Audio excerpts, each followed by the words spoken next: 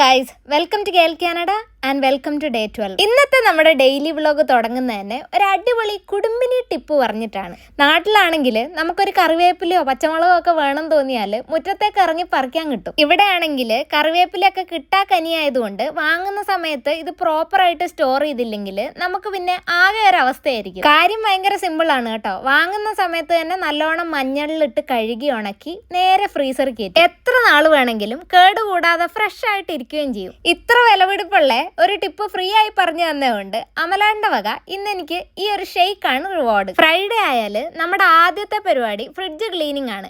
Week ഡേയ്സിൽ എല്ലാ സാധനങ്ങളും ഉപയോഗിച്ച് വീക്കെൻഡ് ആകുമ്പോഴത്തേക്കും ഏകദേശം പുതിയ സാധനങ്ങളെ വരവേൽക്കാൻ വേണ്ടിയിട്ട് നമ്മുടെ ഫ്രിഡ്ജ് റെഡി ആയിട്ടിരിക്കും. സാധനങ്ങളൊക്കെ വാങ്ങി റീഫില്ല് ചെയ്യുന്നതിന് മുമ്പ് നമുക്ക് ഫ്രിഡ്ജൊക്കെ ഒന്ന് നല്ലോണം ക്ലീൻ ചെയ്തെടുക്കുന്നത് ഒരു പരിപാടി തന്നെയാണ്. പൊതുവെ ശ്വാസം മുട്ടി ജീവിക്കുന്ന ഫ്രിഡ്ജിന് ആകെ കിട്ടുന്ന ആശ്വാസം ഇതുപോലത്തെ ഫ്രൈഡേസ് ആണ് കേട്ടോ.